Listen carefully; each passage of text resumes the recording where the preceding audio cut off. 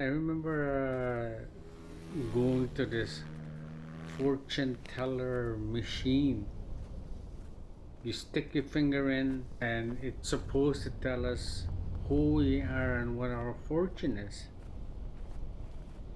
But I didn't want to go there because I didn't want it to come out and say, Alan, you're gay. And that was my fear. I was deep in a closet. I just knew I didn't want people to know.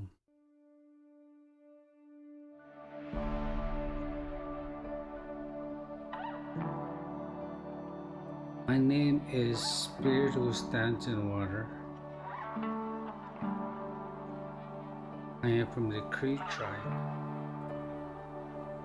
Wolf Clan, and Two Spirit.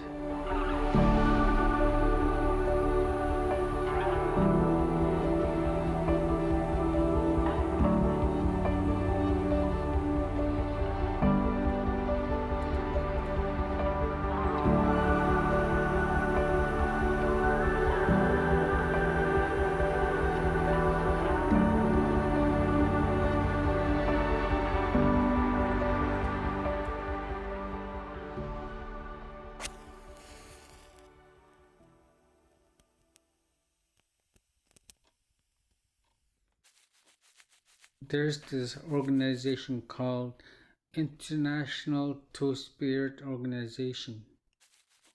It's an organization of Canadian and American Two Spirit people.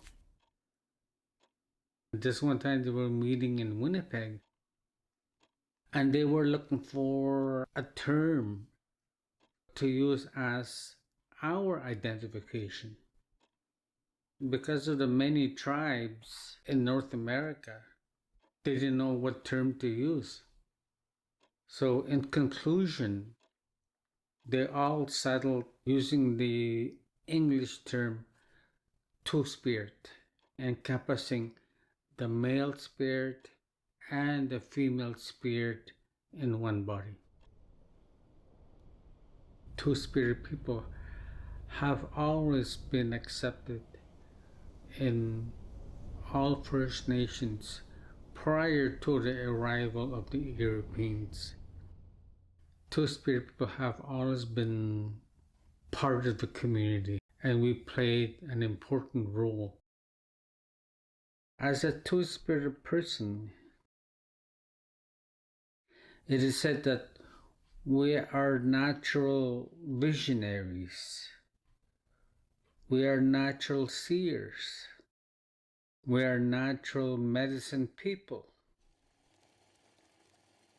I think as a Two Spirit person, one of our gifts is to view things from a man's point of view, but also we have the gift to see things from a woman's point of view. We as Two Spirits traditionally were able to speak as one, combining both men and women thoughts as one. I want to regain that type of talk so we can speak as one and speak as whole. In our teachings, we are all here for a purpose. We were not just put here as a disturbance. We were put here to become valued members of our society.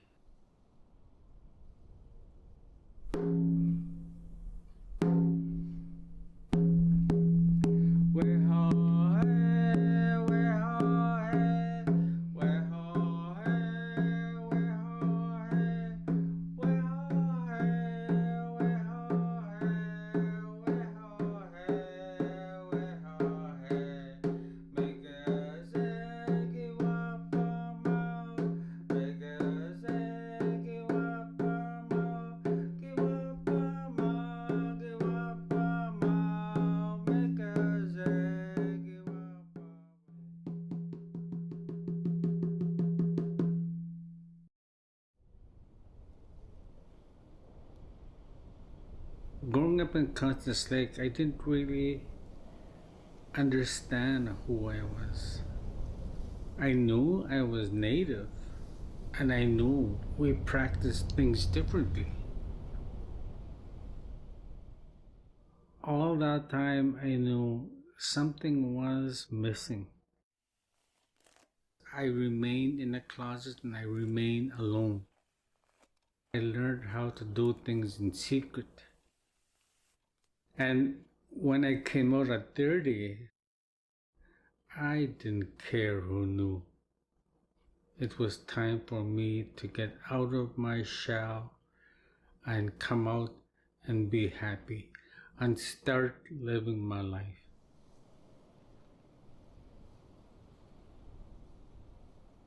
This is the time that I started learning about how the spirits communicate with us.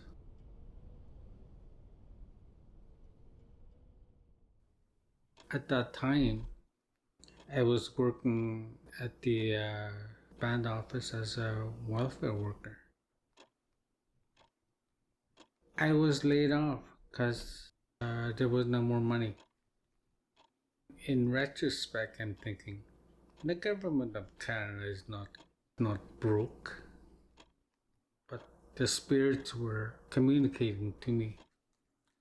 And even then, I did not listen. I stayed here. I didn't know where I was supposed to go. When God talks to us, He'll talk to us in different forms. And it depends if we're listening or not.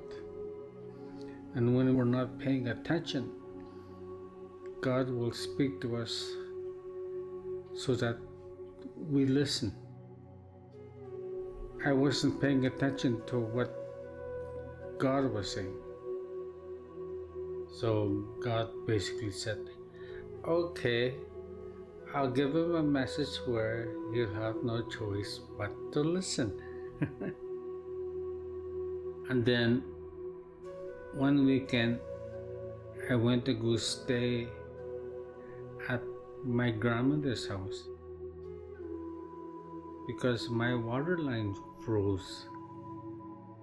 And while at my grandmother's, someone broke into my house and burnt my house down. And I lost everything. All I had was the clothes on my back. And again, God is speaking to me, but this time in much tougher medicines or harsher teachings, sort of like telling me, you're not listening to me. You must learn to listen. I'm going to take all this away for you to move on, to go where you're supposed to be. I was sitting in the car and I was thinking, you know what? It's time for me to move.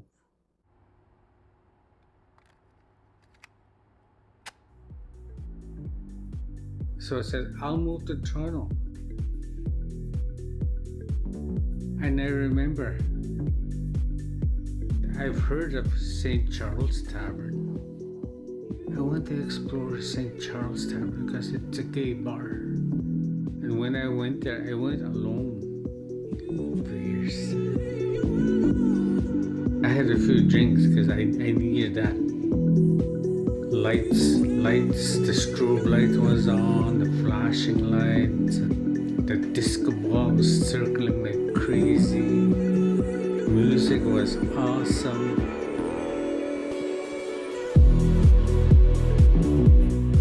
All I saw were men. And right on the spot, I started crying. And I told myself, I am home. This is where I'm supposed to be.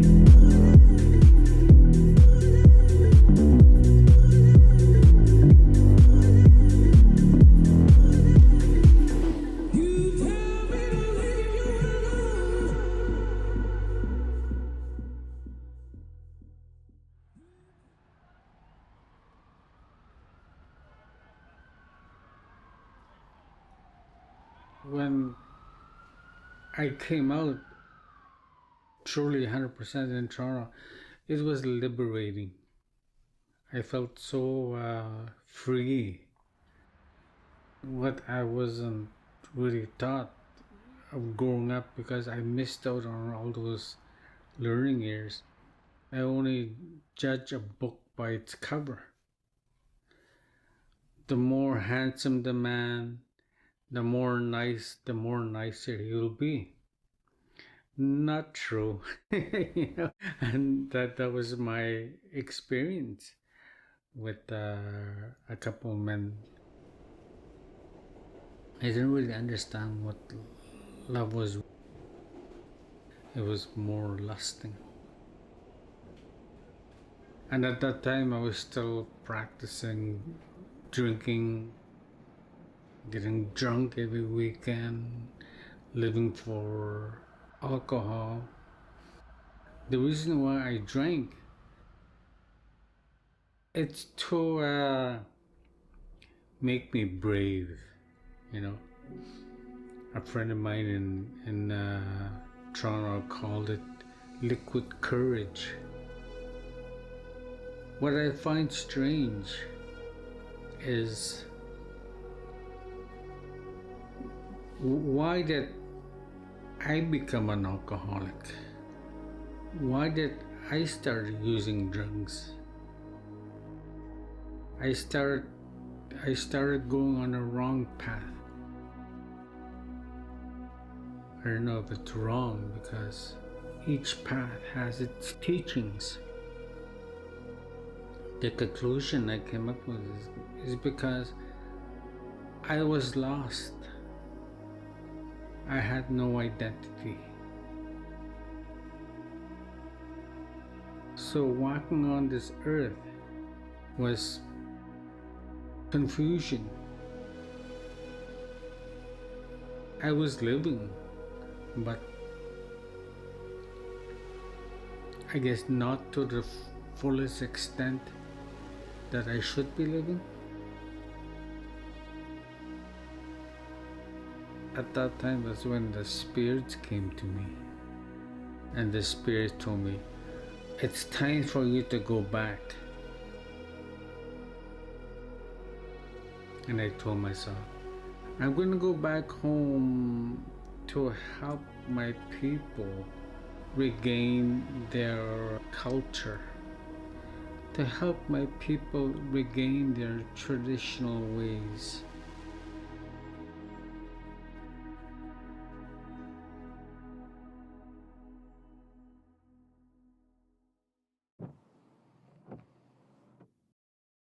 On my way home to Conscious Lake, it started pouring rain, so much water.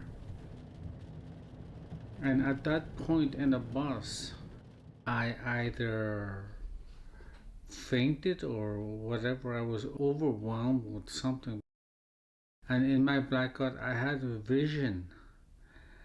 And in the vision was this ugly looking spirit. And it was hovering above Constance Lake, my home community. But I wasn't afraid. I was looking at it from a distance. Then I got home to the reserve. I was sitting in my dad's room. There was a rack of magazines, and one of them caught my eye. So flipping through the pages, I marked it. But I came across this picture. This one. I was shocked, because what I saw in the vision and what I was looking at in the magazine was the exact same spirit. I started reading the article. They were mentioning something about that spirit is developed by the negative thinking of the people in your community. At At that time, our people were going through some sort of social problems. 6 of our young warriors either committed suicide or were murdered.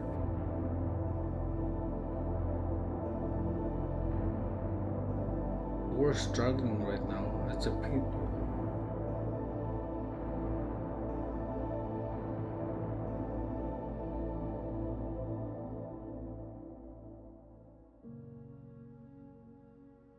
But this spirit can be taken away.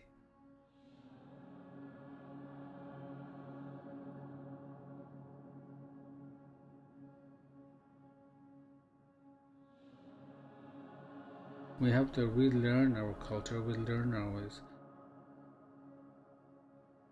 And eventually the spirit will go away, that negative thinking energy will go away. Our ceremonies and our prayers, God gave them to us.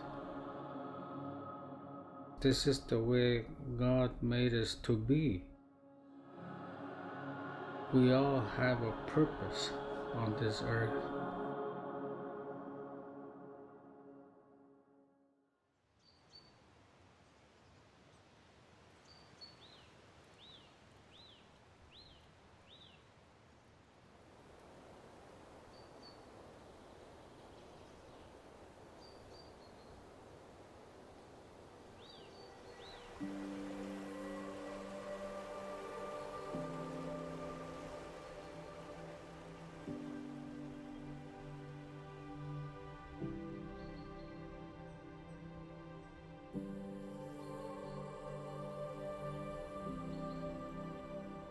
Our native ways are not lost, they are just forgotten.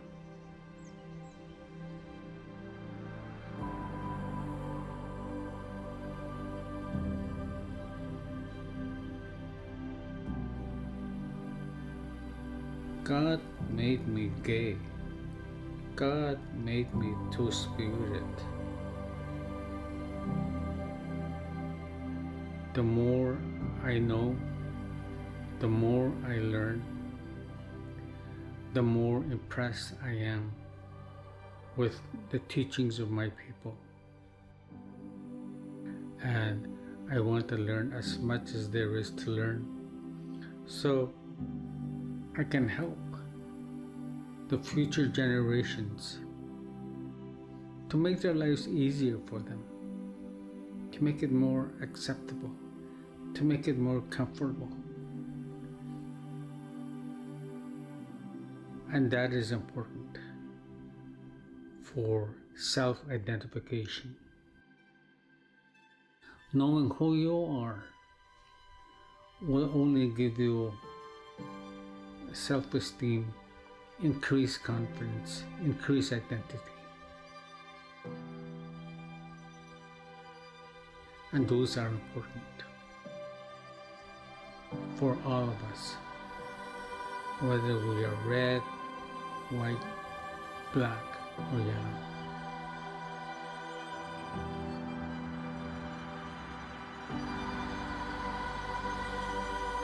I love to dance. I guess as two-spirit we have the beat, we have the rhythm naturally in us. So when I dance, I am always on beat and always on rhythm.